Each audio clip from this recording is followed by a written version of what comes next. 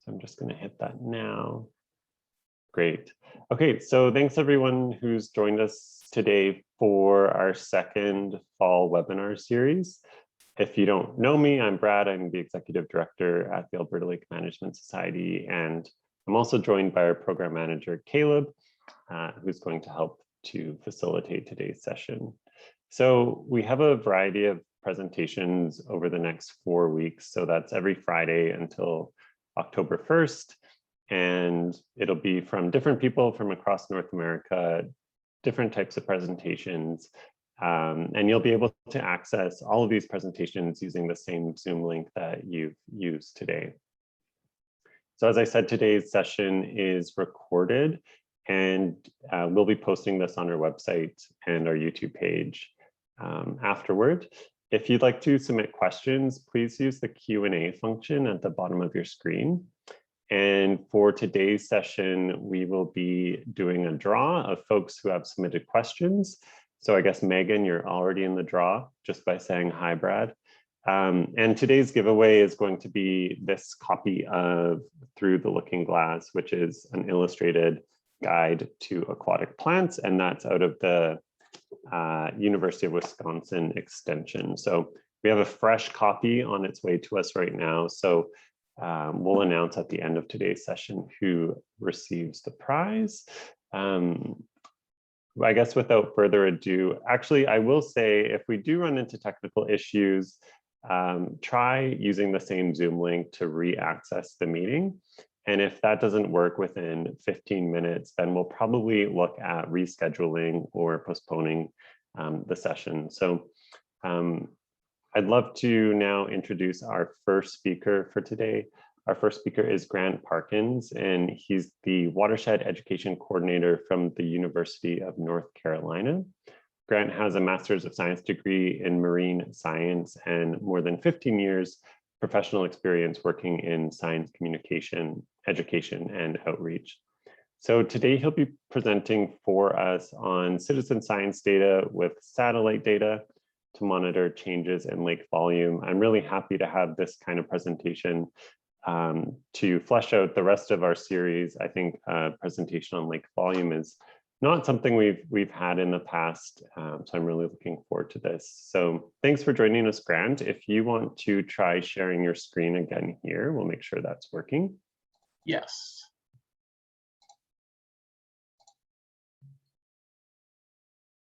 All right. Perfect. Take it away. All right. Well, thank you very much, Brad, and thank you all for coming and hearing me talk. As Brad said, my name is Grant Parkins, and I work for the University of North Carolina at Chapel Hill in the Institute for the Environment. And I'd like to talk with you all about a project that I work on where we are combining citizen science data with satellite data to monitor changes in lake volume. Sorry, I'm trying to get it to move forward.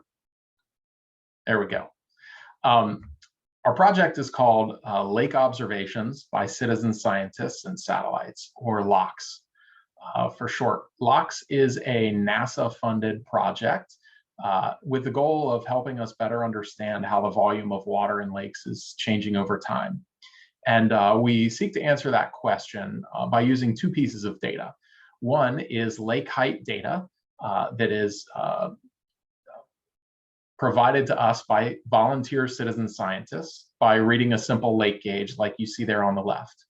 And we combine that lake height data with lake surface area data that we're able to derive from satellite imagery measuring the surface of lakes. So with this project, we're asking lots of different scientific questions, but three of the big questions that I'd like to talk about today that we are asking is just, can it be done? Can we combine citizen science data with satellite data to better understand hydrology within a region? Another question that we're asking is, can citizen scientists provide accurate lake height measurements? Anytime you are using citizen science data to report scientific findings, the scientific community wants to know that the folks who are providing those measurements who by definition are not trained scientists, are they able to provide accurate measurements? And actually, maybe I'm jumping ahead a bit too fast. I should first say that citizen science is basically the involvement of the general public in scientific research. So it's not studying people, it's including people in the process of research. And to be a citizen scientist, really, it's just you don't have to be trained as a scientist. It's just you have to be willing and have a desire to be involved in helping answer these questions. So the third question that I want to talk about is lake volume change within a region driven by local or regional factors? And these are three of many questions that we're asking with this project, but the three I kind of wanted to focus on today. So LOX is a partnership across multiple universities. The PI is Tamlin Pavelski, who's a geologist here at the University of North Carolina. And Tamlin's expertise is understanding water resources using remote sensing, or understanding water from space. We also on this project, Dr. Sheikh Ghafoor from Tennessee Tech is a computer scientist, and there's a lot of computer science components to this that he and his team handle. We are also working with Faisal Hossain from the University of Washington, who's also a hydrologist, a geologist, and he is integral in helping us form partnerships specifically in Asia to understand lakes there better. Which leads me to kind of where we are right now. We started this project in spring of 2017. And since then, we've expanded and grown to where we are currently now studying 155 lakes around the world. Those lakes can be found in 6 different states in the US, as well as France. Like this picture behind me is one of our study lakes in the Pyrenees of France. We have 54 study lakes in Bangladesh. We also have lakes in India, Pakistan, and as of this week, a study lake in Nepal. And as of earlier this summer, we have a lake in Alberta, which we're really excited about, moving into that area and studying lakes there in Alberta. Our goal is to, by the end of 2022, we'll be studying more than 200 lakes, and Alberta and Canada in general is actually a focus for us over the next year. Canada has more lakes than any other country in the world, and it's important for us to begin studying lakes in that country. So it's a focus area for us for expanding over the next 12 to 18 months. So since we began, we've actually engaged more than 4,000 citizen scientists who have submitted lake height measurements. We've gotten actually more than 13,000 lake height measurements. Actually, I got word like an hour ago that we just got sent 5,000 measurements from Bangladesh. So that's more like 18,000 now. And as I said, we're studying 155 lakes. Some lakes have multiple gauges on them. So it's 162 gauges. What we found is that our citizen scientists could be folks who volunteer on a regular basis, or folks who just pass by our gauge and send in a measurement one time. So actually the person who submitted the highest number of measurements has submitted more than 400 measurements, and we found that 783 of our 4,000 plus citizen scientists have submitted more than one measurement, and 307 citizen scientists have submitted measurements from multiple gauges. So that could be 2 different lakes or 2 different gauges on the same lake. So we get all of these measurements from a combination of dedicated regular volunteers and people who just happen to pass by our gauge in a public park or a boat launch and submit a measurement to us. So I'd like to talk with you a bit about how we do it all.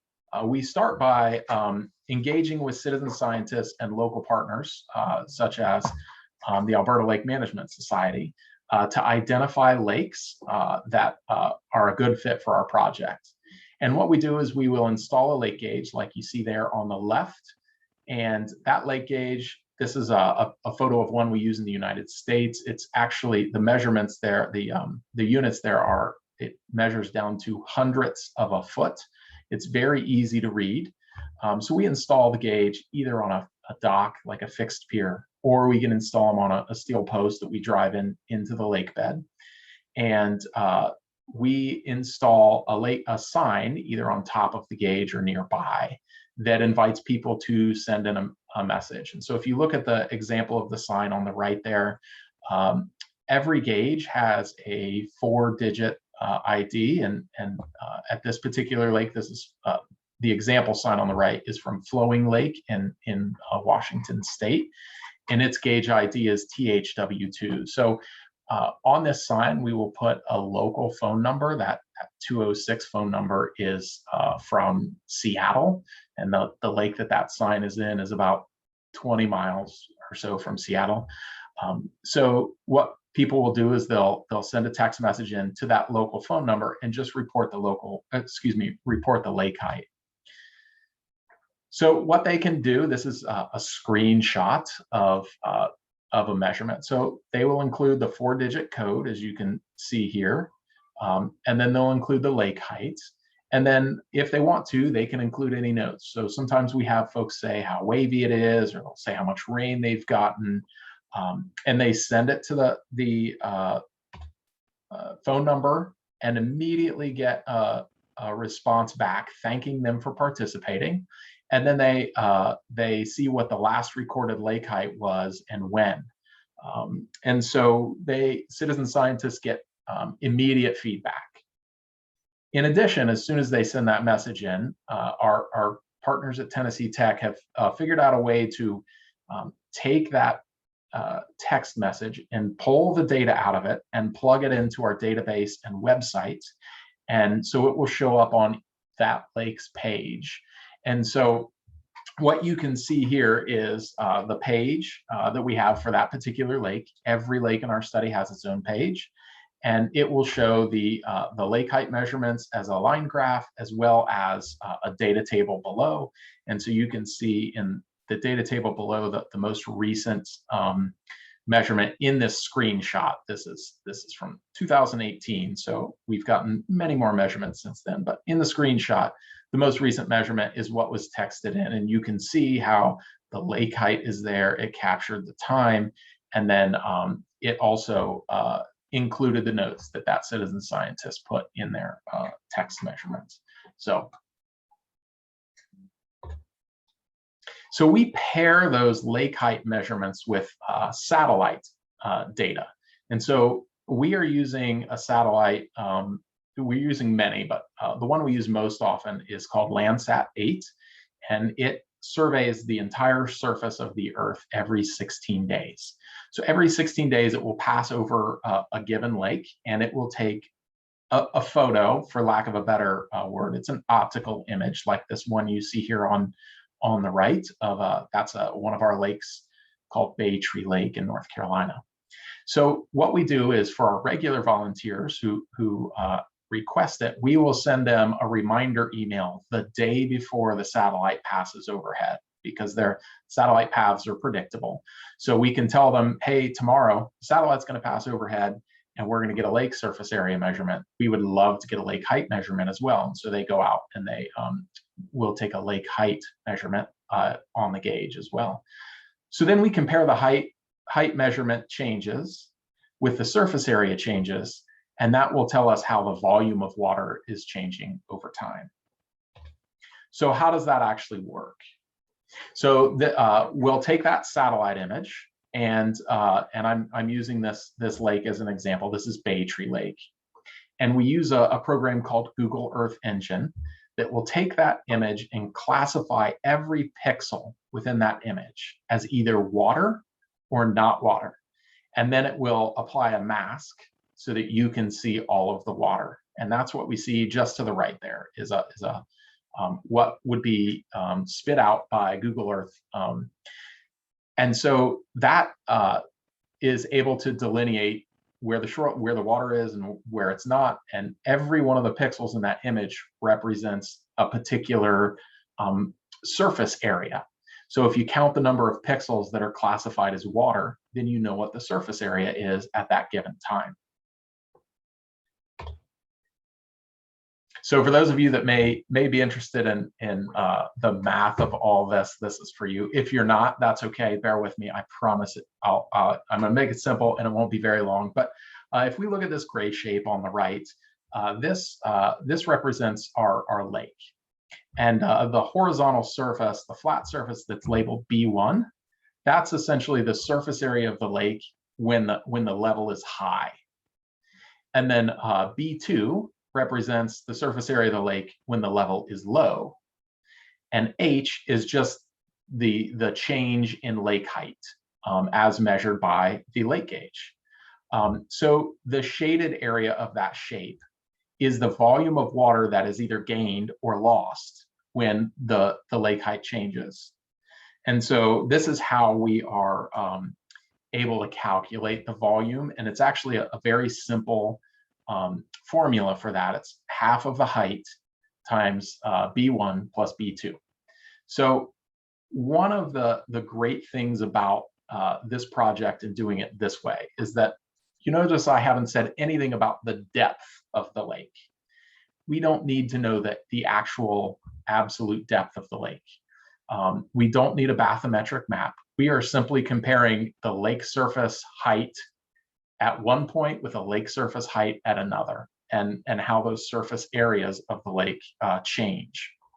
So this is actually really important because the vast majority of the lakes in the world do not have a bathymetric map. So we can't compare the depth change, the absolute depth from the top of the lake to the lake bottom. So this actually, because we are only looking at the volume change and not the absolute, not how much water is in the lake. We're just looking at how much the water in the lake has changed. That actually opens this project up to a much broader grouping of lakes for folks to understand their lake, because we don't need to know the depth or the bathymetry of the lake itself. So I'm going to give an example of what we can do with this information. So okay, so we looked at the volume change. What does that actually mean? So an example is I'm going to again another North Carolina lake. This is Jones Lake, North Carolina, and we installed a gauge there in April of 2017, and some of our first satellite measurements that we were able to pair.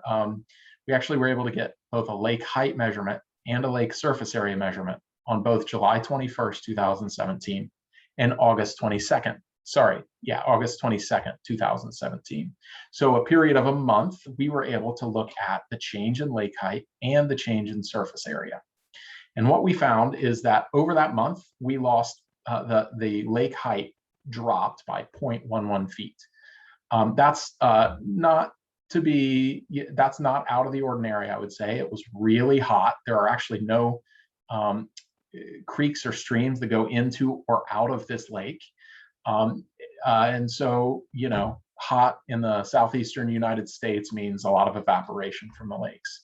And with that, we found that the surface area shrank by about 1.25 hectares. And so when you look at these numbers, you might not even notice over a month, you might not even notice a lake level dropping by 0.11 feet. It's just that's not very, very much of a difference. And even 1.25 hectares, that sounds like a lot. That is a substantial difference in surface area. But when you think about, it's coming by the whole entire lake edge receding just a tiny bit, again, it may not be noticed. But that actually equals a loss of about 26 million liters of water, or enough to fill 11 Olympic-sized swimming pools. So it is, when you look at the actual numbers, you may not think much change is happening. when you look at the numbers, you actually view it on your lake. But in actuality, an enormous amount of water was lost in that 1 month. So when we do that for one lake, it's interesting. And it tells us some things about that one lake. And lake managers can use that information as they see fit to understand how their management actions are impacting the lake over time. But when you actually use that information in conjunction with that same information from multiple lakes, we can learn a whole lot about what are the factors that are driving this change in water volume. And so I'm going to give an example here. Again, these are lakes in southeastern North Carolina, including Jones Lake, the one we just talked about. Every one of those dots, pins on the map, represents one of our lake gauges. Some of the lakes have multiple gauges, but we have this grouping up here. This is in Bladen County, North Carolina, and there are actually 6 lakes within that grouping. None of these lakes are all very close together. None of them they're not connected by surface water. There's no creeks or streams going into or out of any of these. And so it's hard to tell how connected they are, you could say. And then further south, we have a lake called Lake Waccamaw, significantly bigger than the others. There are 4 gauges on that lake because we've got a lot of involvement from volunteer citizen scientists. So it's well measured, but those are 4 gauges on the same lake. And that's called Lake Waccamaw, North Carolina. And those, the distance between the middle of those Bladen County lakes and Lake Waccamaw is only about 40 kilometers. So, it's not very far apart. However, what we found in this instance, because we were monitoring the lake height and the surface area on the same days over multiple years, so we could see how the volume was changing. We actually saw that within Bladen County, those 6 lakes, as the volume of one increased, the volume of the others increased. And as the volume of one decreased, the volume of the others decreased. You could also say the lake height. So the changes kind of mirrored each other. As one went up, they all went up. However, Lake Waccamaw is only 40 kilometers away, and it kind of operates on its own schedule. And so it's possible that Lake Waccamaw, the volume is increasing, while 40 kilometers away in Bladen County, the volume is decreasing, or vice versa. And so we found no strong correlation between the volume changes in Lake Waccamaw versus those in Bladen County. So what does that tell us? Why is that important? Well, that tells us that there are likely some local factors that are playing an important role in driving the change in water volume in Lake Waccamaw and in Bladen County. So local factors that could be playing a role. I had mentioned in Bladen County, none of those lakes have streams or creeks going into or out of them. The soil is extremely sandy. They're probably not getting much runoff, surface water runoff when there's rain. Lake Waccamaw, on the other hand, is a bigger lake, and there are creeks and streams coming into and out of it. So it probably has a much bigger watershed. It's probably much more strongly affected by things that are going on within that watershed, local rainstorms and things like that. It's obvious that these things are driven also by regional factors. So, the heat in the summer, or we get hurricanes down there, weather and climate are driving those things. But there are some sort of local factors that have to be at play, and that explains why Lake Waccamaw is behaving so differently than those lakes in Bladen County. So the implications for this are different depending on the region, and how those lakes are used by the communities around them, and the economic impacts. So we do this for these lakes, and we find that those numbers are kind of applied differently in different situations. So I want to shift a bit to our work with citizen scientists, which is most of what I do for this project is that the satellite imagery and the volume calculation is the stuff the hydrologists do, but I work primarily with citizen scientists. So when we started this project, we decided we wanted to ask a couple of questions about citizen scientists, and really understand our citizen scientists so that we can work with them better. One of those questions is, can citizen scientists provide accurate data? Again, anytime you're going to use measurements or data that's provided by citizen scientists, you're going to need to and share it scientifically. You're going to need to be able to show that it's data that we can count on and rely on, and it's valid. So that's one question that we ask. Another one is, why do citizen scientists participate in our program? It's important for us to treat this program as a partnership between us and citizen scientists. We're not asking them to just send in measurements. We know that they're doing this for some reason. And can this be more of a partnership where we are meeting their needs and they're meeting our needs? So to do that, we had to ask them, why are they involved? So I want to start out by talking about how we tested how accurate citizen scientists are. In many of our lakes, particularly the ones that we install gauges in early on in the project, we installed what's called a Solence level logger, which is a tube that goes under the water, and it measures how the lake level changes over time. It's an automated logger that is kind of the standard for doing this automatically around the world. So it would record the lake levels every 15 to 60 minutes. And we left these in the lakes along at where our gauge was, anywhere from 2 to 9 months. And then as citizen scientists came along and submitted measurements, we could then later take the citizen scientist measurement and compare it to the level logger measurement that was taken at about the same time to see how accurate citizen scientists were. And what we found is that citizen scientists are accurate. So I want to say that we ran this analysis using 2,700 measurements that were taken by and provided by citizen scientists in Washington, North Carolina, and Illinois.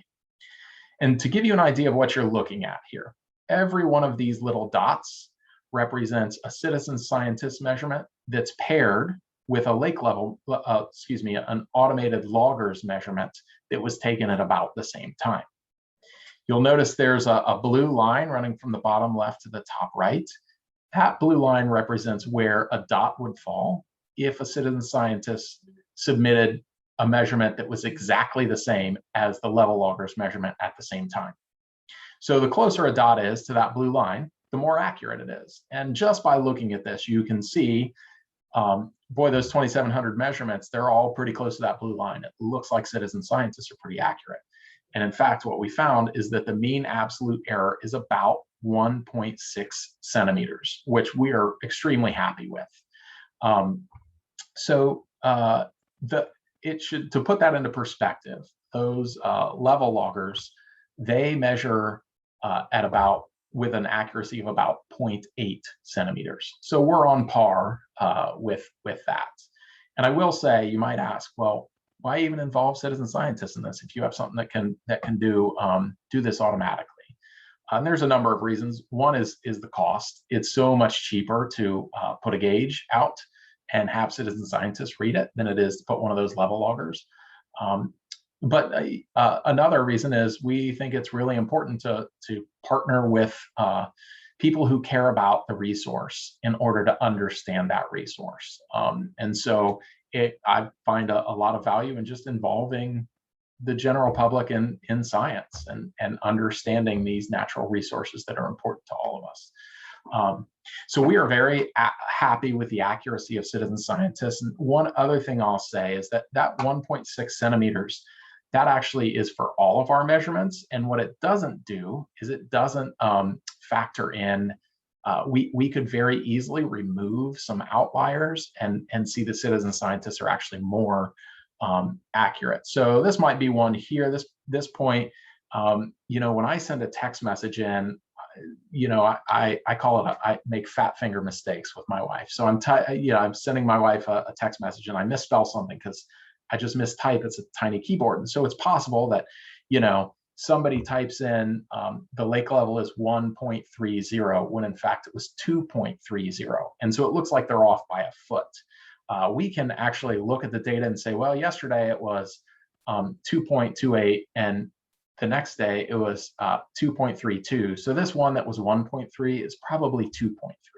Now, if we were to go in and remove those easily excluded outliers, then the accuracy of citizen scientists would be, even greater than 1.6 centimeters. But even at that, we're very happy with the results there, and I think it shows that citizen scientists can do this and be accurate and provide highly valuable data. So we also wanted to find out, why do people decide to participate in this project? So in late 2019, we reached out to the citizen scientists who had submitted measurements via text message. And we asked them to fill out a survey, and more than 200 had filled out a survey. At that time, I think we only had about 750 citizen scientists. So this represents 216 of those answered the survey. And so that represents a big portion of that. So we asked them lots of questions, but two of the questions we asked, one was, why do you participate? And we gave them a list of reasons, and we gave them a place where they could fill in their own reason. And we asked them to list all the reasons, so they could check as many boxes as they liked or fill in their own answer. And their answers are actually represented by the blue bars here. And then we also asked them, what is the primary reason, where they were given the same list of choices as well as a chance to enter their own, but they could only choose one. So what we found out is, when we asked them, why do you participate? We found that there are really four major reasons that many people decided to participate. The number one seemed to be that they wanted to contribute to scientific research, which is great. They also wanted to, they enjoy volunteering. They use the lake for recreation, so they care about it. And then they want to learn more about their specific lake. So we've taken these to better and use them to better understand how we can engage with citizen scientists so that they are getting what they need out of this partnership as well. So one of the things, we do multiple things to engage our citizen scientists and work with them. One is we write blog posts about our lakes on our website. And it could be, we're talking very generally about lakes in general, or we're talking about new things that the project is doing. We might be reporting specific findings from individual lakes. We send out monthly e-newsletters. I did mention that we send target date reminder emails to citizen scientists who really want to make sure that their measurements are taken on days when the satellite passes overhead. And then we found something that we didn't expect. We actually get a pretty good opportunity to do like question and answer through our text messaging system, where somebody will send in a measurement and they'll send it, and then they'll say, what is this project all about? And so we can answer, even though that whole system is automated, and our computer scientists have figured out a way to pull the data out. It will generate an email to me that says, hey, this person has a question, and then I can answer them. That's actually, I mentioned that we had a citizen scientist who has submitted more than 400 measurements. That's kind of how we recruited him. There was a gauge down by the fishing dock, and he was casting, and he saw it. And so he sent in a measurement and said, what is this project about? And we had a nice little conversation. And since then, he's submitted 400 measurements. So we found that this is a good way to interact with people who want that kind of one-on-one opportunity to interact.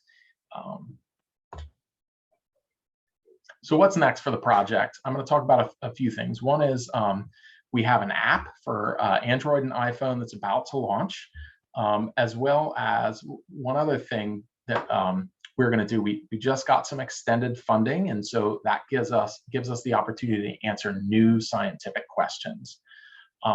One of those is going to be using citizen scientist measurements to actually validate satellite measurements. So not using them side by side, but instead using citizen scientist measurements to say how accurate the satellites are measuring. And we're going to do that in two ways. We're going to be able to do that with looking citizen scientists measuring surface area and using that to validate satellite surface area measurements, and then also to validate what's called nadir altimetry. And I'll talk about what that is here in a second. But the LOX app that we are about to roll out is an opportunity for people to find their lake, view lake data, report lake heights.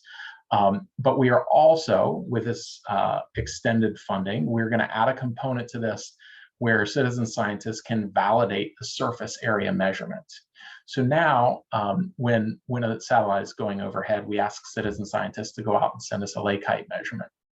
But our vision is that when we roll out this aspect of our app, when the satellite is coming overhead making a surface area measurement, we can ask a citizen scientist to go out to their lake and either drop a pin and a map in 2 or 3 places right at the edge of the water, or actually walk along the edge of the water for a portion of the lake. And then what we're going to do then is we will have some sort of outline of that particular lake that we can use to see if the satellites, if our method of classifying water versus not water using satellite data is correct. Because now we're going to have citizen scientists on the ground that are saying this is where the edge of the water is. And so that's an exciting new piece to this citizen science project. So it will require the very difficult work of going out to your favorite lake and walking. So we're hoping we'll get a lot of new citizen scientists that way. And then I also mentioned that citizen scientists will be able to validate nadir altimetry data. So nadir altimetry is basically when a satellite measures the elevation of something directly below it. There are several satellites that do this for water. So an example is NASA's satellite Jason 3, and essentially what it does is it measures the sea surface, the lake the ocean elevation, the sea level, and it is measuring how the sea levels rise and fall. And there's several there are several satellites that do this. That's essentially kind of like what we ask citizen scientists to do now, right? We ask them to see how the water level has risen or fallen in relation to the gauge that they're looking at. And although there are satellites that are doing this, there really has been no systematic evaluation of those satellites' ability to measure elevation in small lakes, which is a shame because we have these satellites up there and they are making all kinds of measurements that could give us all kinds of great information, but we don't know how valid those measurements are on small lakes. And so in this next phase, we are going to be using citizen scientist data, lake height data, and pairing it with satellite data from nadir altimeters that are telling us what the elevation is, so that we can get some understanding of how we can use that satellite data on small lakes. And that leads us into a big project that we're excited about being a part of. In 2022, there's a new satellite that's launching called the Surface Water and Ocean Topography Satellite. It's a $1 billion project that is a partnership between the space agencies at United States, Canada, the United Kingdom, and France. And this is going to be the world's first global survey of water resources. And what it's going to do lots of different things, but it's going to use nadir altimetry and radar to essentially be able to measure both the elevation of a lake or the lake height, right, as well as the surface area of the lake. And so when it launches, we are excited because in the first 6 or 8 months, it is, instead of surveying the entire surface of the Earth, it's only going to surface a small portion of the Earth, but do it every day. And so we have set up clusters of lakes under the 1-day orbit for SWAT, so that our citizen scientists can actually report on the ground the same lake height measurements that this satellite is trying to make from space, so that we know whether it's accurate or not. One of the reasons we're excited about Canada and Alberta is that there are portions of Alberta that fall under this 1-day SWAT orbit, and so we're excited about that. I will say the PI on this LOX project, Tamlin Pavelski, is also the hydrology lead for North America for this SWAT project. And so we have built this for the last 4 years. We have been building our Lake Observations by Citizen Scientists and Satellites project in a way that it can be most useful to this SWAT satellite. And so we're really excited about that mission, and that's kind of a big focus for us for what's next. So last thing I wanted to say is that we are seeking partners, and we're looking for new lakes to study. Partners and citizen scientists, we're looking for lakes that were naturally formed. They don't have to be unaltered by people. We've got plenty of lakes that have spillways, plenty of lakes that have houses on the shoreline, like you see in this picture here. But we are looking for lakes that were naturally formed, and that ideally the levels are not managed by people. So if it's a lake that they hold the water back for flood control, or they let extra water out for salmon spawning, those are less ideal. But if we know when those things happen, that's useful as well. We're looking for lakes that are at least 4 hectares, 10 acres. Much below that size, we can't really tell if there's any change in the lake surface from satellites. And ideally, we like to place these gauges in public locations like boat launches or city parks. But in many locations, we are not able to locate a gauge in that space. And so we do work with kind of private landowners who are willing to put a gauge in the water, maybe on their dock, or just off of their property, where they can report lake heights. And I'll say, there's no cost to the lake manager or citizen scientists for doing this. We pay for everything. If we get enough lakes in a region, we'll actually send a team up and install all of the lake gauges. We work with folks who are already doing this, and they will start. They'll do this and report to the government for whatever organization they have, and they'll say, "Well, I want to share my data with you so that you can compare it to satellite data." And so we do that. So I'll just say, if you have a lake that you think would be an interesting inclusion in this study, please let me know. I'd love to talk with you. And as I said, it's pretty low, a low level of effort and involvement. Many times we'll install the gauge. You don't pay for anything. And then it's going out once every 16 days and submitting a lake measurement, or as often as you want. So I will close by just sharing my email there, and also the website lox.org. I am really happy to answer any questions, and thank you all for letting me talk about our project with you. Great, that was fantastic. We have a few questions that are coming in. Let's just go through the list here. So the first one says that there's an observation that early frost and ground freezing before snowfall has a large impact on lake volume.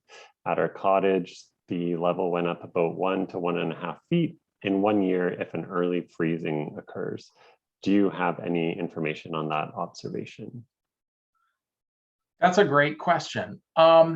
I don't know that at this point that we do. And so one thing I'll say is that we don't ask for lake height measurements during the winter. And there's a couple of reasons for that. One, where the ice is on the ice and or snow is on the gauge is not always a great way of measuring lake height, because snow can drift up on it. Things. The other reason is a satellite can't tell the difference between ice on top of water and ice on top of land.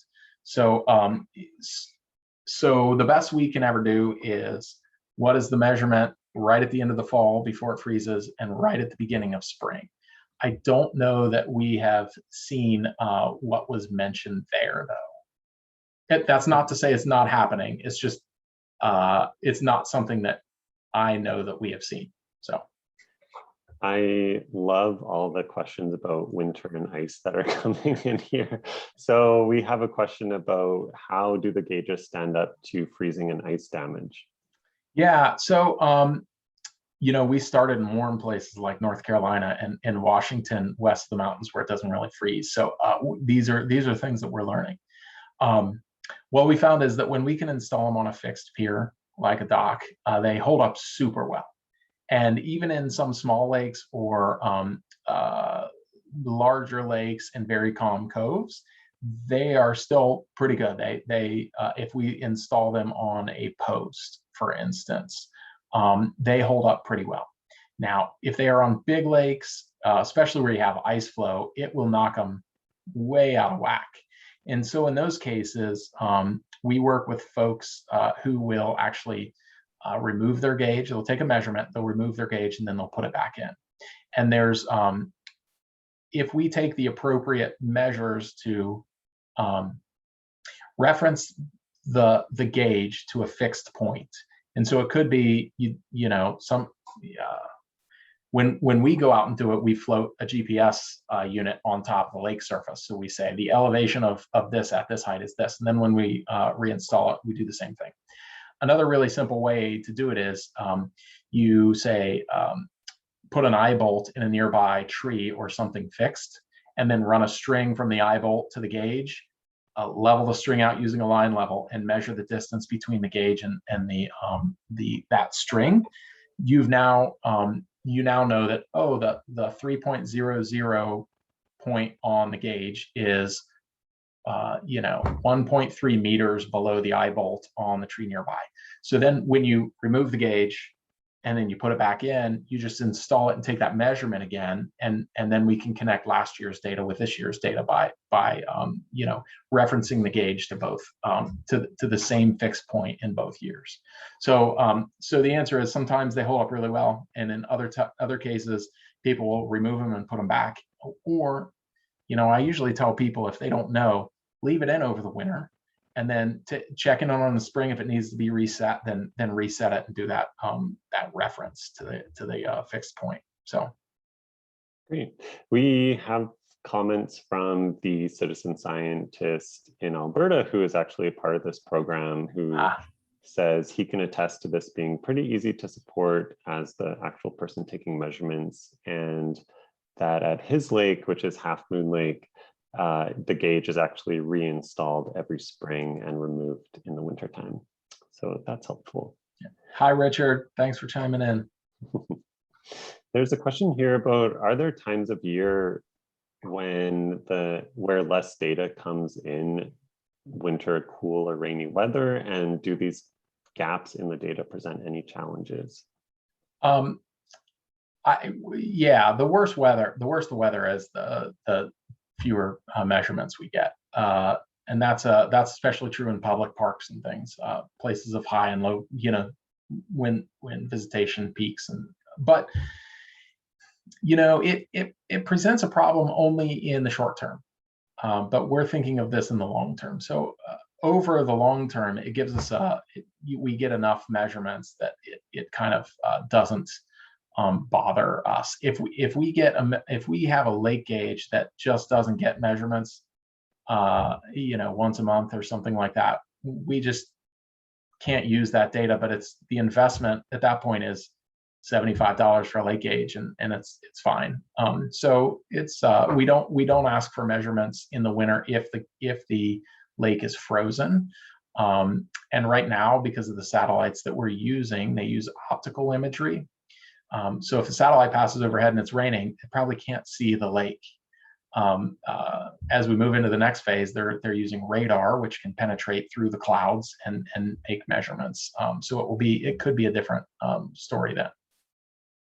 Okay, there's a couple comments just pointing out that Environment Canada and the province of Alberta already to some degree rely on volunteer observers to collect lake level data. Is your program tied into these existing networks of lake level monitoring already? It's not, and actually this is a thing with these lakes. There's probably 20 million lakes in the world that are greater in size than like 4 or 5 hectares, and only a few thousand are actually monitored for volume. And the ones that are, there's no good hub for finding that data. You got to know where they are and go to that particular organization's website. So there are cases that we are working with folks, and actually Half Moon Lake is an example where Richard is reporting the lake height data both to the local government as well as to us. And so we're kind of duplicating that. And there are other cases where that happens as well. Is there a site where someone could go to learn about the SWAT project? There is. If you do a Google search for, actually, I'll do it real quick, and I'll just post it in the chat.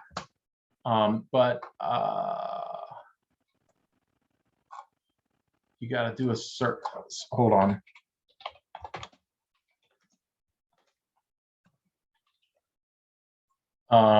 Okay, here we go. It is a NASA site, JPL, which is the Jet Propulsion Lab. I'm going to post it. Oh, I can send it to everyone. There it is. Perfect. Thanks for that. There's a comment that says, excellent. This sounds like a great opportunity for Alberta lakes that currently do not have water level monitoring done by the Water Survey of Canada. So that's great. Another one who said, just great presentation. Do you know which part of Alberta will be covered under the upcoming SWAT project? Yes, I have a map of that. I can pull it up. But what so the satellite paths run, mostly north and south. I believe it's kind of like, it goes from southwest to northeast in that path. I think on the western half of the province. So I will say, as we were thinking about the SWAT mission, as when we expand to an area that has that's under this SWAT 1-day orbit, we certainly like to get lakes within that SWAT 1-day orbit, but we like to have multiple lakes in a region. So Washington State is an example where we have 25 lakes. New Hampshire, we have 18. New Hampshire is a pretty small state. So we like to get lots of lakes. So when we are going to expand, as we expand into Alberta, we will be looking to certainly get some lakes under that SWAT orbit, but that's not going to be a prerequisite. We're interested in lakes throughout the province. Great. Yeah, and maybe if I can just jump into when we chatted about the flight path grant, I think I remember it was Jasper area, Upper Athabasca, and then into the Peace River region. So for our folks that are listening in, then it kind of gives them more context where we're looking at for that flight path. Thank you. There's no remaining questions in the Q&A. Caleb, did you have any questions yourself? Yeah, I have a few. I'll ask one quick because I know we have the next speaker coming up here soon.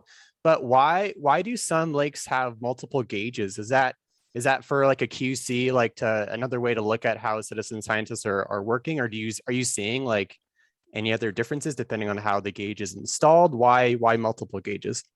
Yeah, so that could be a lot of reasons. I mentioned Lake Waccamaw. We've just got a lot of people down there that are really interested. And so it's a big enough lake that on a day when the wind is blowing from the north, you might get levels rising on the south, but lowering on the north. And so on some of our bigger lakes, it's nice to have two different gauges so that we can see how much of an impact that is. We're expanding into the New York Finger Lakes region, and those are big, long, skinny lakes. And we have a lot of reasons to believe that if we take measurements for lake height on the north end, it may not be representative of what's going on the south end. So that's one of the reasons. The other reason is,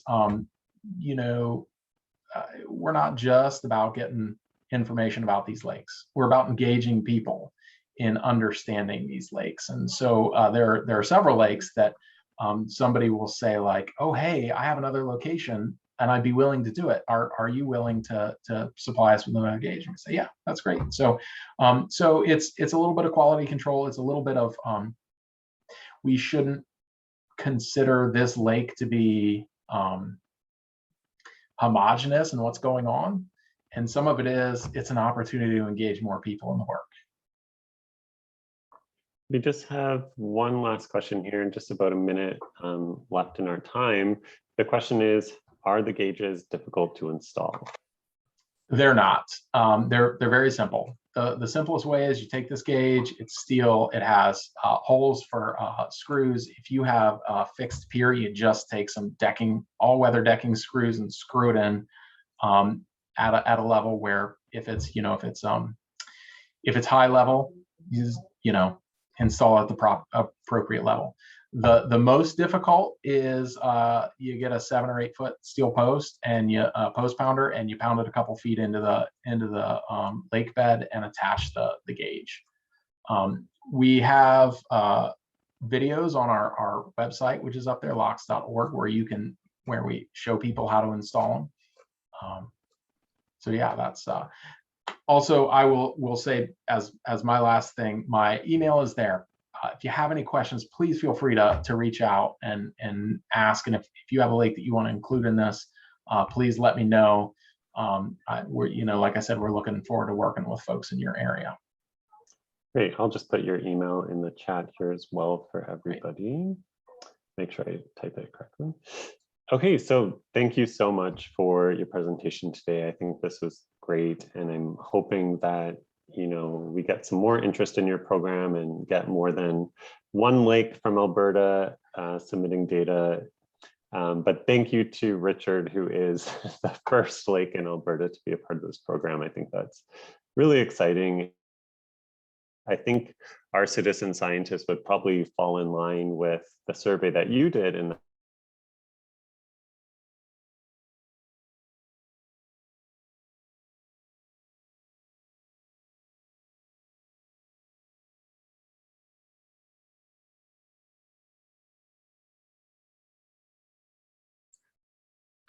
I think Brad cut out there. Is that just me or is that for everybody? Yeah, he cut out there, Grant. Okay, I think that I will take over until Brad comes back into the meeting. So thanks again. Oh, is he coming back? Oh, he's back. Oh, unmute yourself. I'm amazed that people are still here. I don't know what happened. Do we have participants? We do. Amazing. I was just talking to myself. Sorry about that, Grant. Long story short, thank you for your presentation today. And I really hope we can get some interest in your program. Great, thank you. Okay, thank you. So I see our next speaker is here. That's fantastic. Maybe I'll get Dr. Dugan to, perfect. She's sharing her video, her mic. Fantastic. So I'll just remind folks that if you are submitting questions into the Q&A, you will be submitted to win a prize today. And the prize, of course, as I mentioned at the start, is Through the Looking Glass, this illustrated guide to aquatic plants from the University of Wisconsin Extension. So we have a copy of this, being a fresh one being mailed out to us right now. And Caleb's keeping track of everyone who's submitting questions today. And we'll do a draw at the end of the session. So again, if you have questions, there's the Q&A feature at the bottom. My Zoom just crashed, but it seemed to all work out just fine. So If we have another incident, just try and re-access the meeting using the same link that you joined in with today. And if we can't get it started, we'll make sure to reschedule or bring it back at a different time. So I'll just jump right into welcoming our next speaker. So our second speaker is Dr. Hilary Dugan. Am I saying that right? Yep. Perfect. She's an assistant professor at the Center of Limnology at the University of Wisconsin-Madison. And her research focuses on temperate lakes and polar lakes, with sites spanning from Wisconsin to Antarctica, which maybe next year we should bring you back to talk about Antarctic lakes. I'm really happy you're joining us today. As we chatted about over email, road salts comes up a lot in our conversations with stewards. I often hear that the second a snowflake hits the ground, the county is out salting the roads. And so there's a lot of questions about the impacts of road salts on our lakes. So I'm really grateful that you're here today. And I'll invite you to share your screen. We'll try that out and make sure that works. Sure. And I might say a little bit before I share my presentation, if that works too. I'll pass it over to you and you can take it away, yeah. Okay, sounds good. I get bored looking at slides, so I feel like everyone else might get bored looking at slides too. So yeah, thanks for the invitation today. Usually I only get invited to talk about road salt in like December to February, so this is a early time slot. But as you said in your introduction, road salt is pretty pervasive, especially coming from the Midwest / further east than you guys are. There's sometimes a perception that the West uses less road salt than the east side of the continent, which may be true, but it doesn't mean that there's no road salt. So while I don't have a lot of data on like Alberta specifically or Western Canada, I'm hoping that the data I do show is helpful in thinking about like your local landscape. Because a lot of the problems that we face here in Wisconsin and in other places in North America are, what we're seeing is they're kind of ubiquitous and really similar across all, wintry landscapes. So keep that in mind as I talk a bit about Wisconsin, but we're not too dissimilar. So looking forward to sharing that with you. So let's see.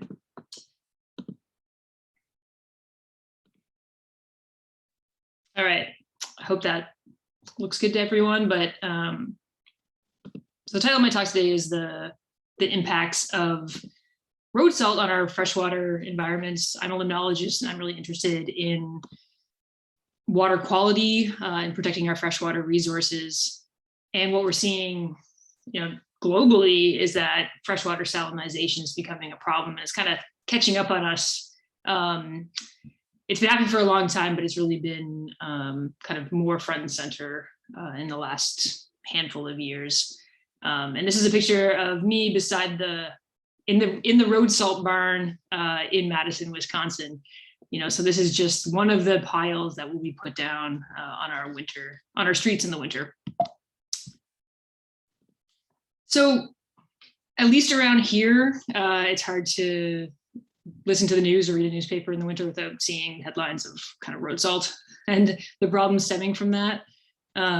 These are just excerpts of headlines from the last couple of years thinking about what salt is doing to our freshwaters, especially if you live in a location that prides itself on having pristine fresh water. Salt can become a problem.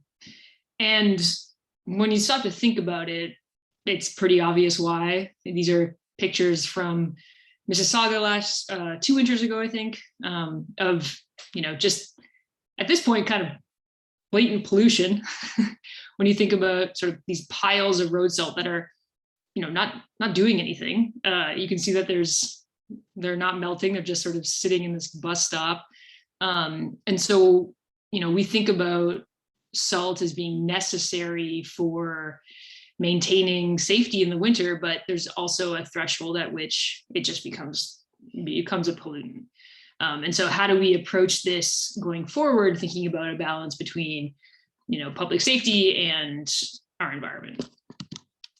And we also see headlines like this. This is one from the Toronto Star, where the headline is that, these crabs living in this creek are an urban mystery, and not much of a mystery. The rivers are so salty that marine organisms can live in them. So mystery solved, really salty rivers in Toronto. So, stepping back, it's important to think about what makes salt great? Why do we use so much of it? Well, it's effective. So how it works is it effectively lowers the melting temperature, or it lowers the freezing temperature of water. So instead of water freezing at 0 degrees Celsius, as you add more salt, you're depressing that freezing point. There's a certain temperature at which salt becomes ineffective. Often we use sodium chloride as the salt that we put down on roads, and that's effective down to about -10 degrees Celsius. After that, doesn't really do much. Other salts like calcium chloride and magnesium chloride can work at colder temperatures. But then as you get, below -20 degrees Celsius, you're not doing a whole lot. It's cold enough that you're not making a lot of ice.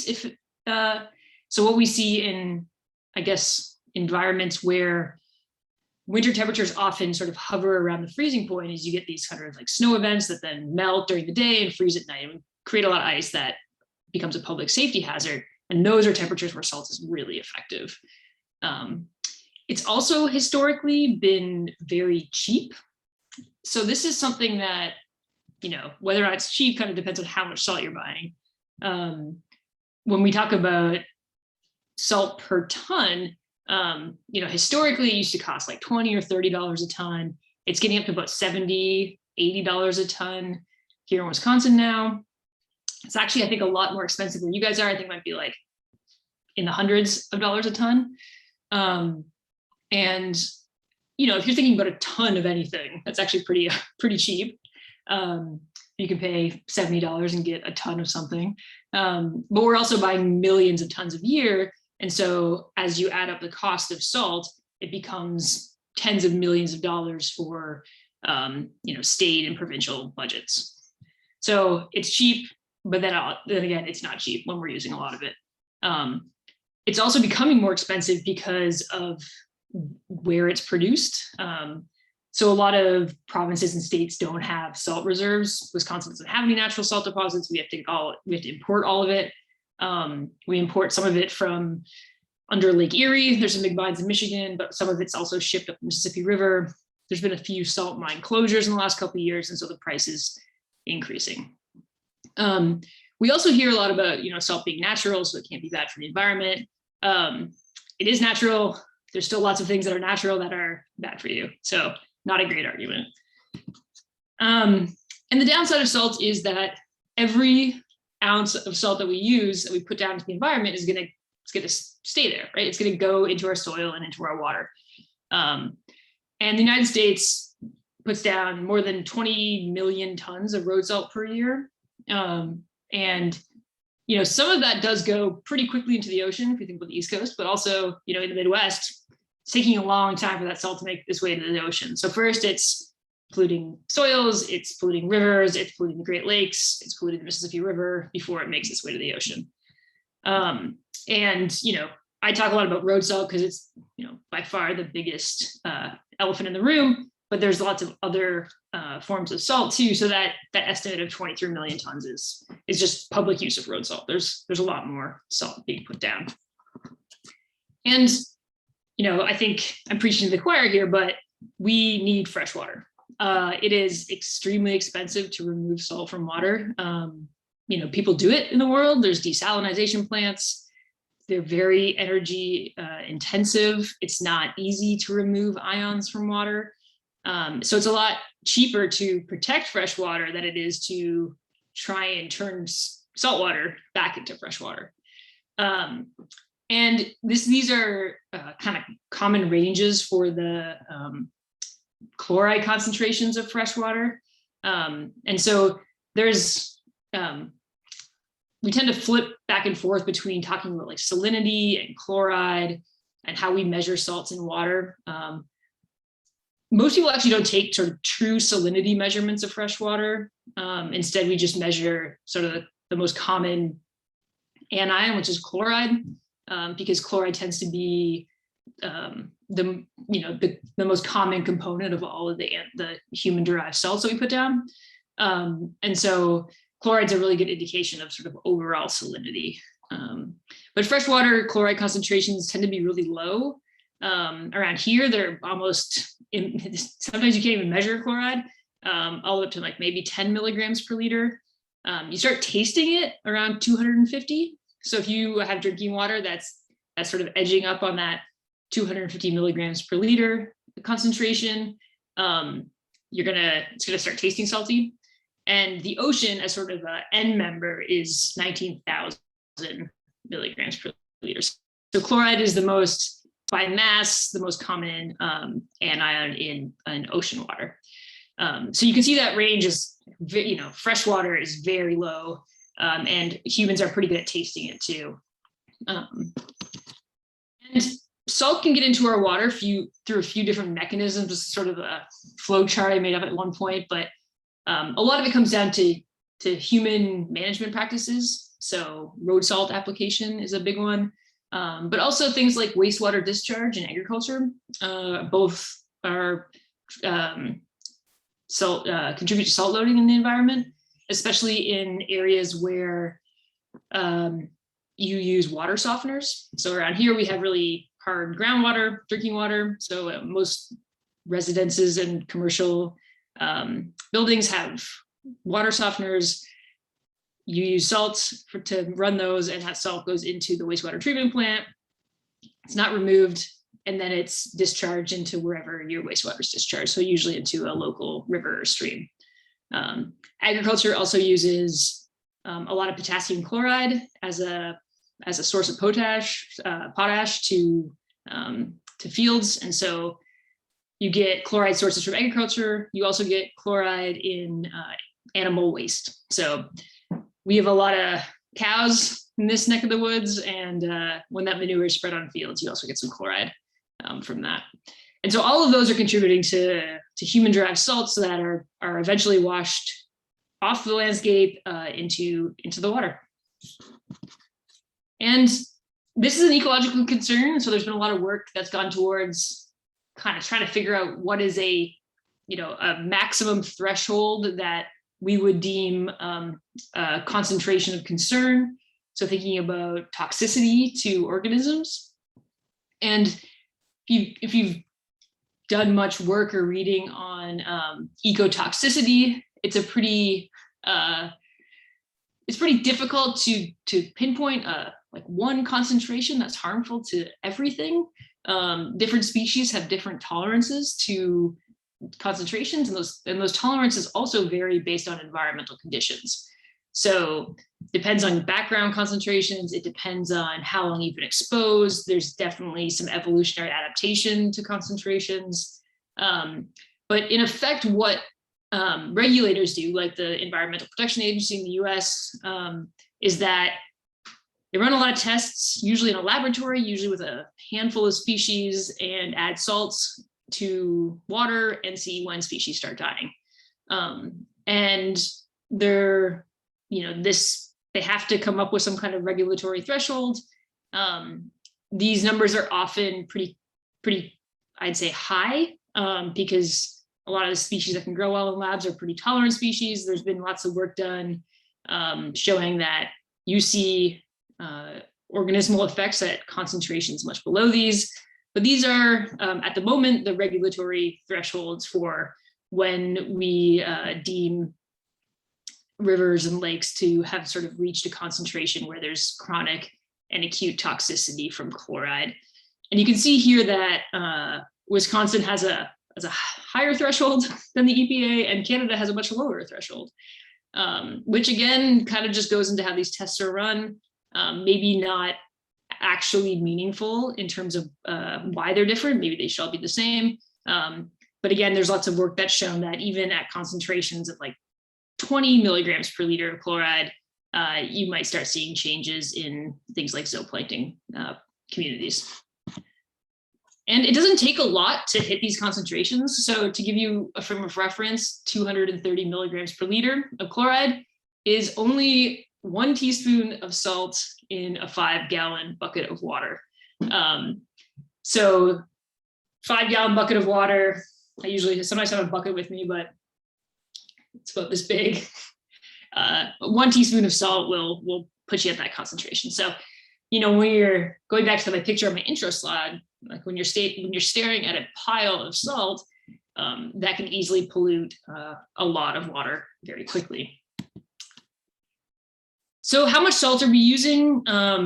We're starting to get better numbers on salt budgets. For a long time, we didn't really keep track. We just buy salt and it wasn't regulated. You couldn't put down as much as you want. There was a neat study done in Minnesota a couple years ago that tried to really add up where all the salt was coming from.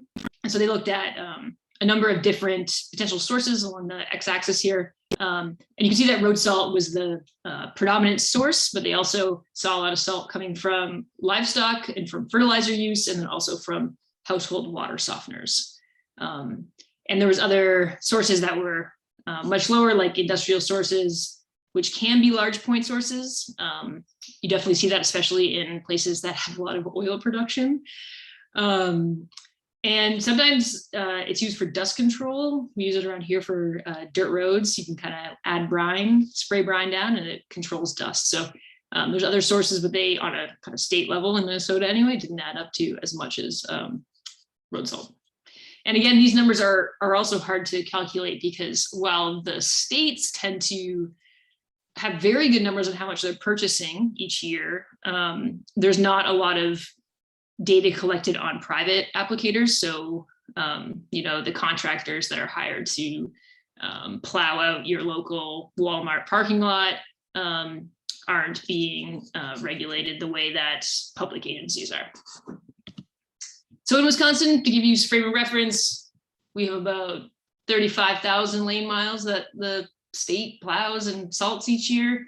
And we use, it varies a lot year to year, but about 400 to 500,000 tons of road salt.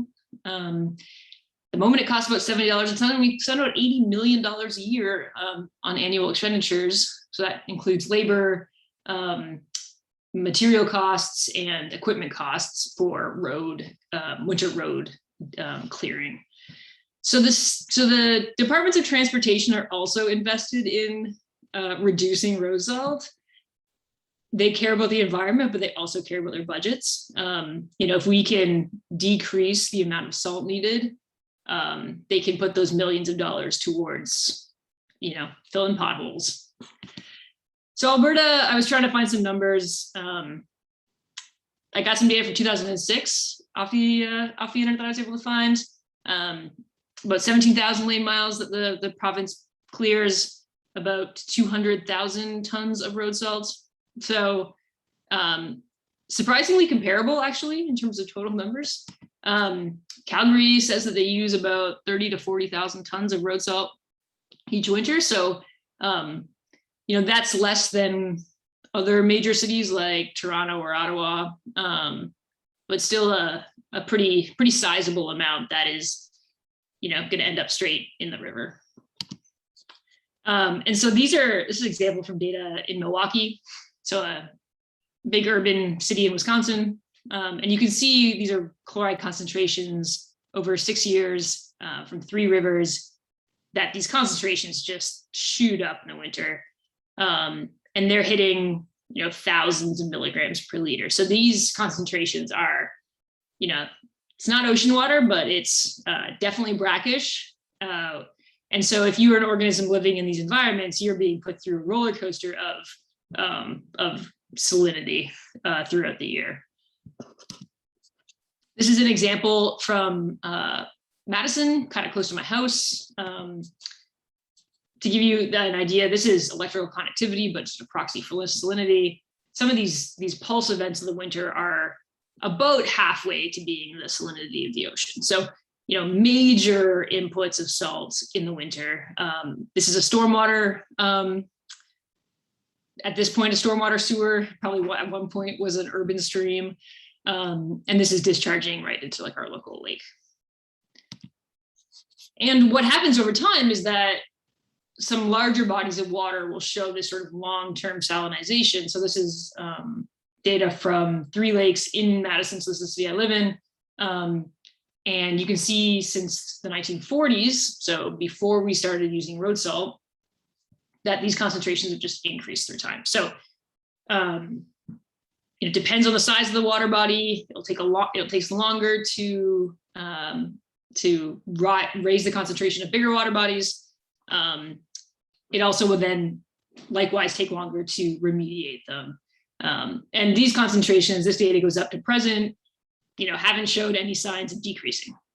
So, whether or not that means we haven't changed our practices yet, whether it means that there's just a lag between changing our practices and some sort of, result in water quality, or whether or not there's just a ton of salt stored in the landscape that hasn't yet washed into these lakes. So even if we stopped salting today, will these concentrations keep increasing? Another example, this is Lake Simcoe up near Barrie in Ontario. So pretty big lake. Again, long-term salt concentrations started measuring in the 70s, and they just keep going up. And this graph ends in 2007, but the 2020 graph is the same, just not published, so I don't have access to it. But really kind of just this steady increase over time. And so if you look at a large spatial scale, this is Wisconsin and Minnesota, what we see is that there's a pretty obvious spatial component in terms of where people live and where we're seeing these effects of salt. So these are chloride concentrations from rivers and lakes across these 2 states. And if you've ever been to these states, the northern parts are very forested, very underpopulated. The southern parts have a lot of agriculture and a lot of cities, and that is reflected in the salinity of these systems. And so the human population epicenters of Minneapolis, Milwaukee, Madison, kind of like really light up this map from having really high concentrations. And then places like, the boundary waters where there's very few roads, you see kind of concentrations of almost no chloride. And the water is all connected together. And so as we start seeing increases in concentrations in rivers and lakes, we also start seeing increases in concentrations in our groundwater, which is a problem if that is your drinking water source. So in Madison, we use groundwater, sort of deep groundwater for our municipal drinking water. And what we've seen over time, this is data from a well that's like a mile from my house. The concentrations have gone up considerably over the last couple of decades because they're getting shallow surface water that has pretty high salt concentrations into this aquifer. So the cost of these wells are, tens of millions of dollars. There's no way of remediating this water. You would just take these wells offline and find a different drinking water source. So there's a lot of concern here about trying to make sure that these numbers don't go any higher. So showing you some examples. I've done some work in the last couple of years trying to think about how widespread a problem this is. If there's common drivers across a large geographical area, you should be able to sort of model the extent of chloride pollution in freshwater ecosystems. So a couple of years ago, tried to think about this problem over a 17-state region. So this goes everywhere from sort of Minnesota on the west here, all the way across to Maine. This is a region that has a lot of lakes. It also has a lot of winter weather. And it also has a lot of good data. So we have really great hydrological GIS data that sort of spans this region. And so you can do a lot of cool modeling analyses on sort of freshwater and freshwater problems. And it's also a region that spends a lot on road salt. These 17 states combined use 7 million tons of road salt every year, and that costs about $367 million in just for materials alone, and then over $1 billion for application. It also contains 23% of lakes in the contiguous US, so a lake-rich region. People often think that this number should be higher, but there's a lot of lakes in Florida and Texas. So the question that I asked was sort of how many lakes are at risk of chloride contamination in this region. And we had this workflow where we basically tried to find as much observational data as we could. We used a machine learning model to sort of train a model to understand the drivers of that, and then applied a predictive model to all of the lakes in the region, which is 49,000 lakes. So this is where we were able to get observational data. I think this map is it's a pretty good example of how some states have better monitoring programs than other states. So you can see that we had lots of data from Minnesota and Wisconsin, no data from Illinois or Indiana. So again, we are, you're at the whim of observational monitoring programs. So just a plug for, the more monitoring, the better. And we ran this model and found that this is a list of drivers of chloride concentrations, and it's not the y-axis here is maybe not the most clear, but the larger the bar, the more important the driver in terms of determining chloride concentration. And what we found was that development in the watershed were the most important. So urban development, followed by the amount of crops in the watershed. So agriculture actually had a pretty big impact as well. So it wasn't just urban development, also agriculture. And then as you go down, some of these other land use categories become less important, but are also correlated. So the more crops and the more development you have, like the less forest you have, because you can only have so much land in a watershed. So we applied those results to predict how many lakes were at risk in this region. So this is a distribution plot that is probably going to be more meaningful as a map, which I'm going to show you next. So we were able to predict chloride concentrations of 49,000 lakes in this region. This is a low resolution plot of that. And you can see again that these urban areas really stand out, where we see people living is where we're going to see these salinization problems. And this is just looking at sort of immediate impacts. We haven't really taken that next step of thinking about how watersheds connect. All of these lakes are in the Mississippi watershed. They're all going to drain together. What does that mean as water goes downstream? Again, these are lakes that are kind of singled out for being probably the most at risk. And so this is hopefully an avenue where managers can go and try and collect more data. For instance, we had very little data from Illinois. These results are hopefully helpful in showing where we should be monitoring.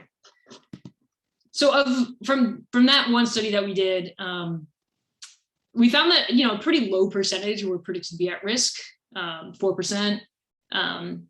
And the vast majority of lakes are probably doing okay. However, there are a lot of regions where we didn't have data from, so we're sort of applying what's happening in one region to another. And there's a lot of caveats and assumptions that come along with that, as well as, not being able to really account for point sources like industry. So there are a lot of regions, especially with mining, where you can have really high brine discharges that you can't account for in this type of study. Okay, so what's next? There's a lot of work to be done on understanding salinization of fresh water. There's lots of people working on it, from biologists concerned about organisms to engineers concerned about how do we make roads safe without using salt.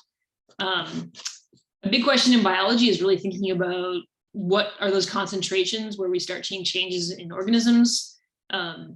Around here, there's a lot of concern about harmful algal blooms and cyanobacteria. And there's some evidence that as you increase salinity, cyanobacteria are a lot more tolerant of that than other phytoplankton like diatoms. And so you might be, unfortunately giving a leg up to some of the more nuisance species that you don't want to see. Same goes with invasive species like zebra mussels. They come from a brackish environment. They're fine living in salty environments. And so, again, here we're harming our freshwater mollusks and helping out sort of the invasive species as we start kind of pushing the salinity of these environments up.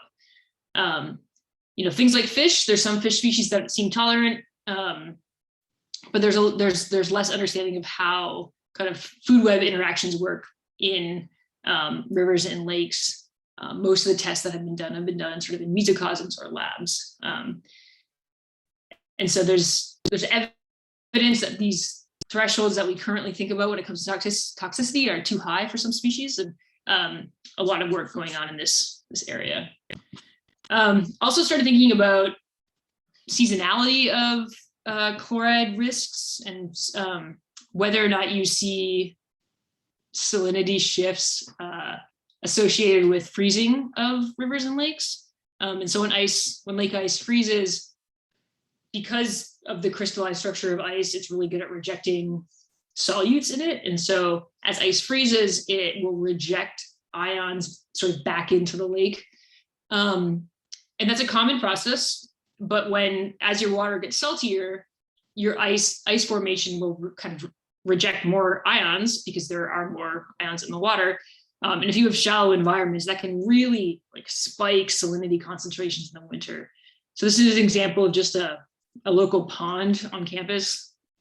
It's only a couple meters deep, but if you're freezing a couple feet of ice, what that means is that, if the chloride concentrations in the summer are 200-300 milligrams per winter, they're going to spike under ice into the thousands purely just because that ice is forming, not necessarily because there's more inputs. And so if we're just monitoring systems in the summer, we might be missing some of those really high concentrations that are happening in the winter. A lot of organisms are dormant in the winter, so there's some argument that maybe that's not as impactful as if we saw those concentrations in the spring or summer. But again, there hasn't really been a lot of research into that, so hard to know. So just to wrap up before moving to questions, I think this is a problem we can solve.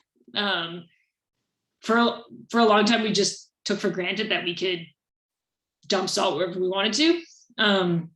And we're, realizing that that is not something we should continue in the future. And so there's because we use such an egregious amount of salt, it's really easy as a first step to just reduce salt use. And so one common way of doing that is switching to liquid application.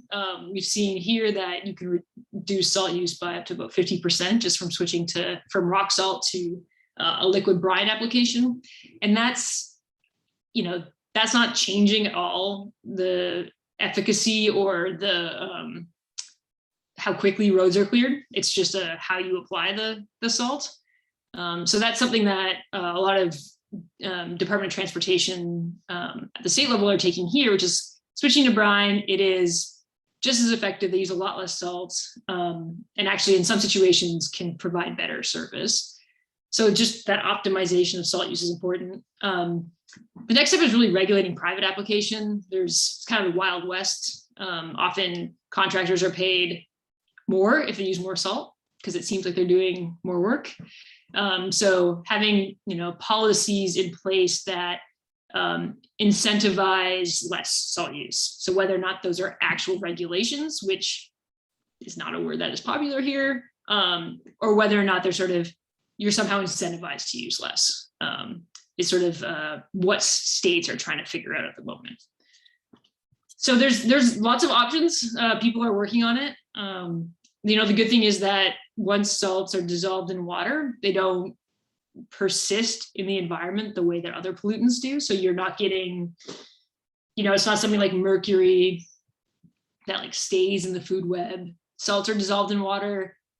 They will eventually flush out if we just stop putting so much in. So it really comes down to sources and reducing our source load. So at the moment, we're still figuring out where this is a problem. So that takes more monitoring, and then thinking about how we protect environments from salinization, because it's a really common problem, especially in the wintry urban parts of North America. So I'm going to end there. I tried to make this short enough to have lots of times for questions. Happy to answer anything to do with salt and freshwater. Perfect. But yeah, this was really great. Thanks so much for this. I think it will help to get started a conversation here about road salts and policy and all that good stuff. So I'll just jump into some of the questions that I'm seeing. I mean, the first question is actually for me and Caleb. And the question is, what data do we have to show trends in this? And so, I mean, our reports do, from our Lake Watch program, we have all the major ions, total dissolved solids, salinity, all this good stuff, conductivity listed. And in our long-term trend analysis, we do routinely include trends in total dissolved solids. And in some cases, if a lake group is concerned about that trend, then we'll break it down into the major components just to help understand that better. And as well, in our winter program, actually, thanks to a presentation that Dr. Dugan gave to the Society of Canadian Limnologists, we did add chloride into our winter work as well. So take a look at your Lake Watch report or at your winter Lake Keepers report. And if you have any more questions, we're happy to provide extra data or graphs to help you interpret that. So good question, Richard. Someone's asking about Lake Simcoe. They've mentioned that Lake Simcoe had later ice cover due to warmer winter temperatures in general, affecting the ice fishing industry there. They're wondering if rising salt concentrations play a part in this at all. Yeah, interesting question. So there is a connection between freezing temperature of water and salt concentrations, but it takes tremendous amount of salt to decrease it to a point where you might actually see that impacting the date of ice freezing. The ocean freezes at like minus 1.9 degrees Celsius. So it's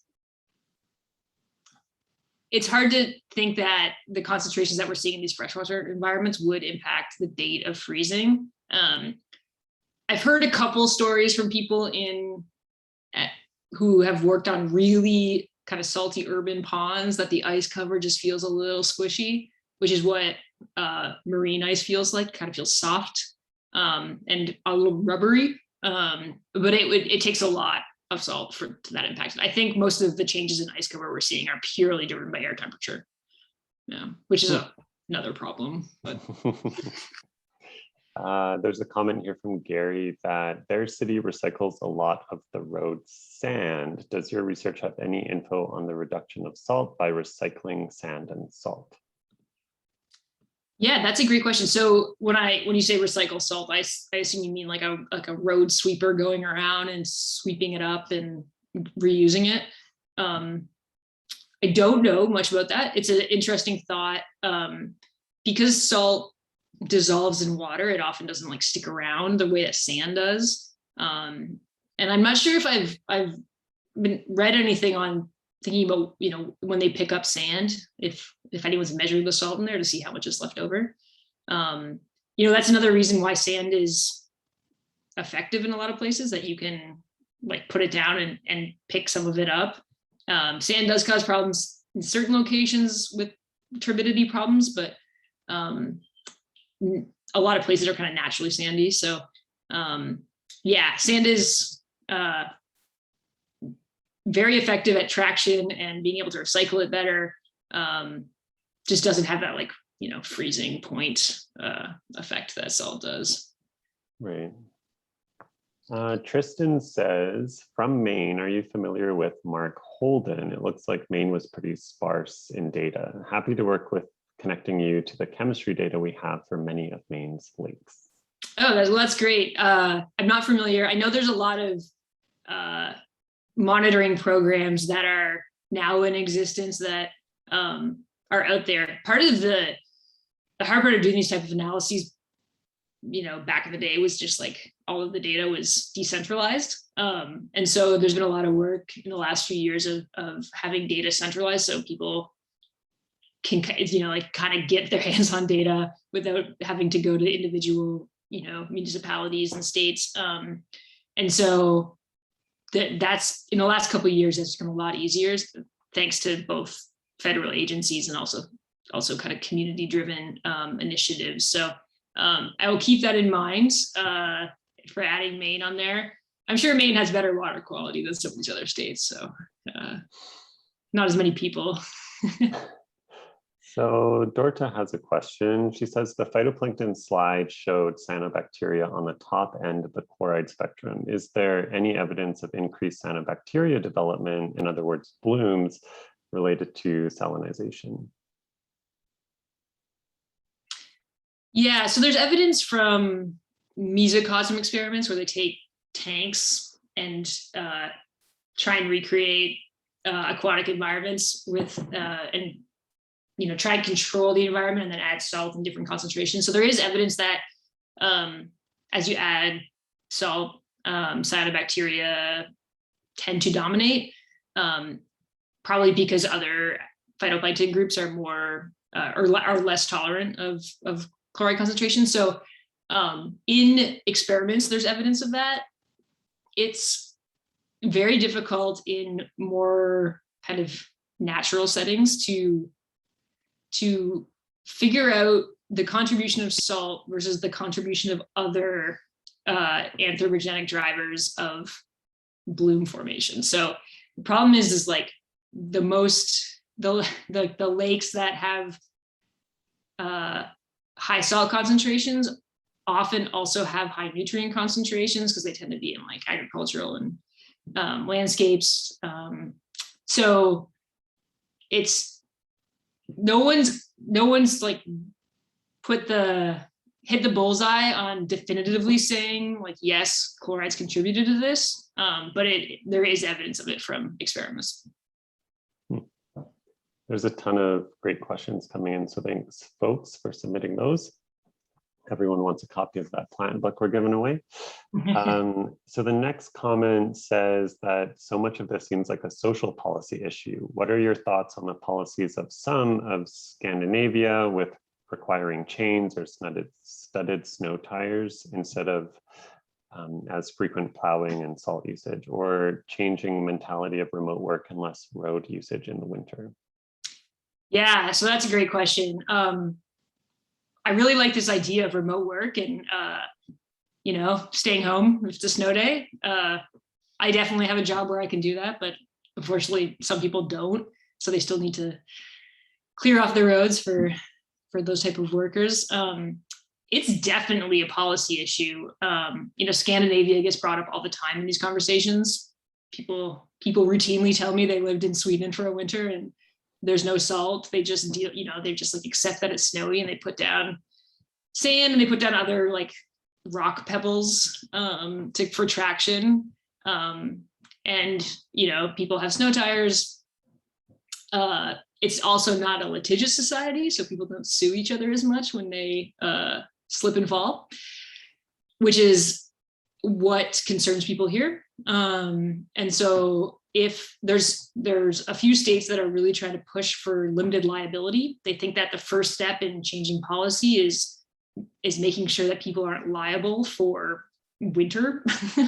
And so if you are, a small business owner or even just a homeowner, knowing that like if there is some ice and someone injures themselves, you're not liable, because that is primarily when you talk to people, the reason why people use a lot of salts. It's like as a business owner, you're concerned that you're going to get sued if you don't have like perfectly clear parking lot and sidewalk. So New Hampshire, I think, is the only state that's managed to pass some limited liability legislation. Other states are trying. Minnesota's been trying for a long time. It's kind of crazy, but there's opposition to that from, I think, lawyers who make money off of it. And so the idea is that if they can pass limited liability, they can then enact other policy changes that incentivize less salt use. But yeah, it's interesting having lived in areas where like everyone has snow tires to now living somewhere where no one does. What you think winter should look like, and trying to change people's perception of that is challenging. So yeah. Yeah, I think there's a couple questions kind of related to that, but there's a question from Carolyn who asks, can the movement of chloride through soils and runoff mobilize and co-transport other contaminants such as cations? Yeah, definitely it can. There's a lot of concern about heavy metal mobilization, especially. So thinking about like lead and cadmium, and there's work that has shown that salts are effective at mobilizing that. So soils are really good at exchanging cations, and so there are a lot of changes in soil chemistry as soils get more saline.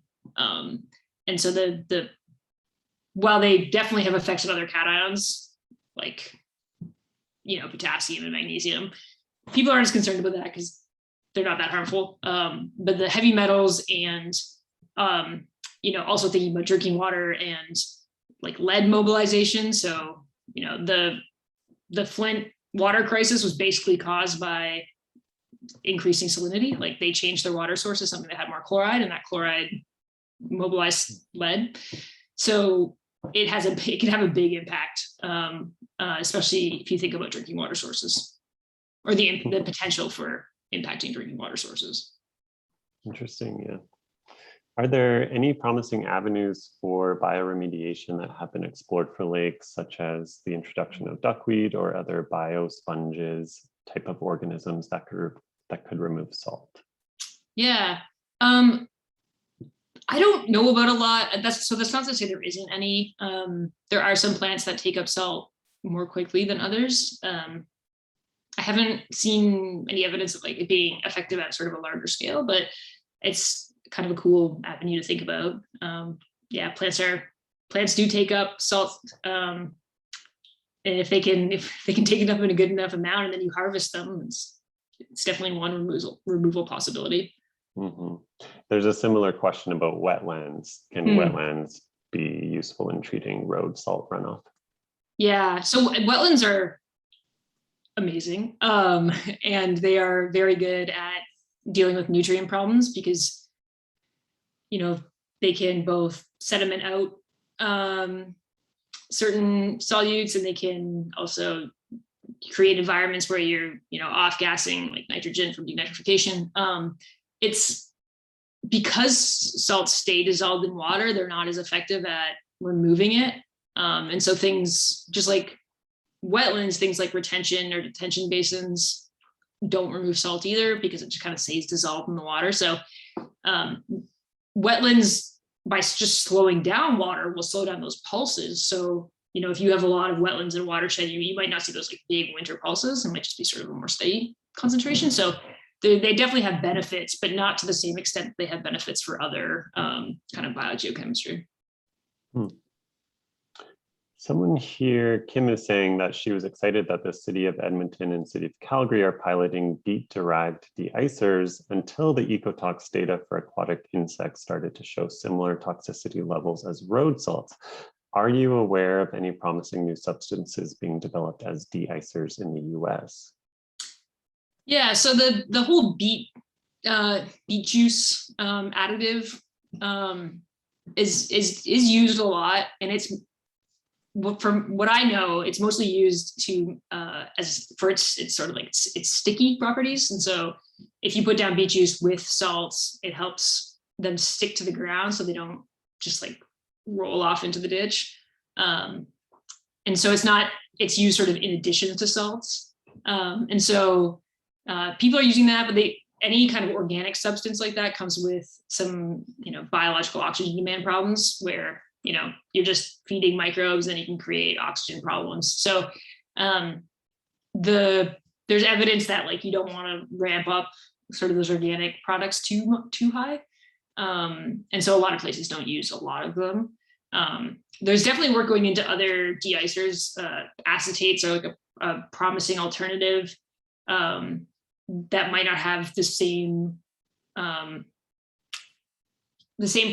like toxicity that salts do, but they also haven't been used to the same scope that salts are. So there's a lot of things that look promising in small quantities, but then if you start using like 7 million tons of them a year, they become just as bad. So no one sort of found that alternative yet, but there are some cool ideas out there. So people are thinking about sort of organically derived antifreezes that some microbes like naturally make.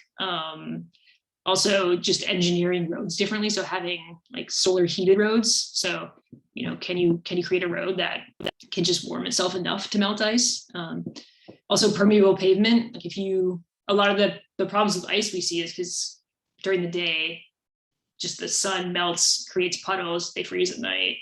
If you have permeable pavement, you're just not going to get that puddle formation. So you're not going to get these, layers of ice. So there's promising engineering as well. Again, only at a small scale so far. So, but the, future looks good. I'm so glad your dog has decided to snooze in the frame. It's so adorable. There's a question here about, have you seen excessive salt use in suburban or urban areas change lake water column stability and stratification in the Wisconsin or Minnesota area? Apparently they've seen lakes in northeastern US have alarmingly large differences in chloride from the surface to the bottom. Yeah, the short answer is yes. And there's definitely been published reports on that. There's some lakes in Michigan that come to mind. So for those of you, this is something I talked about, but as you increase the salt concentration in water, the water becomes more dense. And so you often have higher concentrations of salt at the bottom of lakes. And if those concentrations become high enough, lakes won't mix and you get this sort of stagnant water at the bottom, which often becomes really low in dissolved oxygen and then creates like other problems, not only for habitat and like, species need oxygen to survive, but it also creates chemical conditions in which you can release other ions from the sediment. So it's not good. You want to avoid that. And you do see it. And there's evidence that you can start getting permanent stratification at fairly low concentrations of chloride, like a few 100 milligrams per liter. It depends on the basin morphometry. So if you have kind of like really deep lakes where it just takes more energy to mix them, that's obviously going to be more at risk. We've done some modeling of that, and it seems like high hundreds of milligrams per liter difference to maybe like 1,000 milligrams per liter difference between sort of top and bottom concentrations are what would create that. What you'll see first is you'll see spring mixing not happening. So just going kind of like straight from winter stratification, keep stratified all summer and only mixing in the fall. And that's sort of this stage one. Fall mixing is just easier because you just have usually more wind and time. So that can become a problem. And if that does happen, can have like really serious ramifications. A good question here from Dave. Have the chloride analytical methods changed over the years, and has this affected the ability to portray trends? Yeah. I mean, that's an important question when it comes to thinking about monitoring. And so, one of the reasons we don't measure like salinity is because it's difficult to measure in that it is the sum of all dissolved solutes. So you have to measure all of the solutes. So in measuring chloride, at least it's just like one ion, but a true chloride measurement does have to be run on sort of lab analytical equipment that is not found in most places. It's fairly inexpensive to run on a ion chromatograph is what we run them on, a couple of dollars per sample. But that's still, like, you'd still have to have that whole setup. So what most people use is some kind of measure of electrical conductivity, which are more affordable and tend to be pretty robust, and you can like leave them in water for a long time. And you can calibrate them with like table salt. And so, often electrical conductivity is what a lot of monitoring uses, because it's affordable, easy to use. And then you would supplement that monitoring with like lab analyses. But there are, you do have to make things comparable. It's good to sort of have both. But that's sort of the approach that most people take. But in terms of, has it changed over time? Not that much, but like sensors have just gotten better generally, but no kind of like big advances. Just a couple of questions left here. I think we'll finish right on time. Some organizations in Alberta use small pebbles instead of salts for traction. Is there any evidence of environmental damage from these pebbles, like changes in sediment structure over years of repetitive use, or changes to soil chemistry, for example? Yeah, I don't know is my answer, but if I were to guess, there probably would be some change like beside roads, but also like roadsides and ditches are sort of are not engineered to be natural environments as and so there is probably going to be some change, but not a large environmental impact, I would think. The only areas I've heard of that are really damaged by like by sands and other traction devices are places that have really pristine water. So there's some evidence that like Lake Tahoe is getting a little less clear, but that is like one end of the spectrum on clarity. So yeah. I'll just direct people's attention to the chat. A few people put comments in there. Dawn's provided information on 2018 numbers, 257,000 tons of salt in 2018. A comment from Dave True about how the city of Edmonton used to use the North Saskatchewan River as one of its snow dumps. And this was halted in the 70s and 80s due to concerns over chloride pollution in the river during spring melt. There's the comment in here too about the stratification. And finally, there's a question in the Q&A about health, like human health impacts. Have you made any observations about impacts of increased salt on health? Yeah, so with human health, often sodium is more of a concern than chloride, but they go hand in hand if your salt is sodium chloride. And in many areas, the concentrations of sodium in your drinking water are sometimes enough to like contribute a large amount to your daily salt intake. And so people on low sodium diets definitely need to be aware about how much salt is in their water. And I've heard from people that it's a little bit of hearsay, but there are people who don't drink certain tap waters because there's too much salt, and they say that's the reason they've switched, which is interesting. For the average person, it's probably not a problem. We eat a lot of salt, but people with especially cardiovascular concerns should think about that. There's also evidence in some areas that it's affecting livestock. So if you have a really salty well, so it's usually private wells. If you have a really salty well and all of your livestock is drinking that water, it can have impacts. I've heard, again, farmers say things about milk production from cows that are drinking really salty water. So there's a whole range of potential impacts that you often don't think about when it comes to those concentrations. So yeah. Do you have contact information or a way for people to follow up with you that you'd prefer? Yeah, I mean, you can definitely shoot me an email. It's I can just type it in the chat too. It's hdugan@wisc.edu. And also, that's very easy to find if you Google my name, I think. So. Okay. I'll just Yeah. put it there for everybody. Okay. Thank you so much. I mean, I think you can tell from the number of questions, which are all really great questions. I appreciate the participants' interest in these topics today. This is a very interesting topic for our province, and I think it's going to lead to a lot of good discussion. And I'm excited to keep looking at our data, especially the winter data that we just started collecting last year. I think that will be really interesting. Caleb, do you have a winner selected for today's prize? Yeah, I was just waiting to see if any more questions came in. So I'm just going to refresh the sheet and then we'll see who our winner is. Great. I like that it's University of Wisconsin book too. So it's I you're keeping the tried. prize. Yeah. I tried. And the winner is Dawn. Oh, great. Don Davidson, right? Congratulations. Yeah, Don Davidson. Yeah. Perfect. Well, we've got your contact info, Don, so we'll make sure we get that book to you when it arrives. Again, thanks to all the participants today. Great questions for both of our speakers.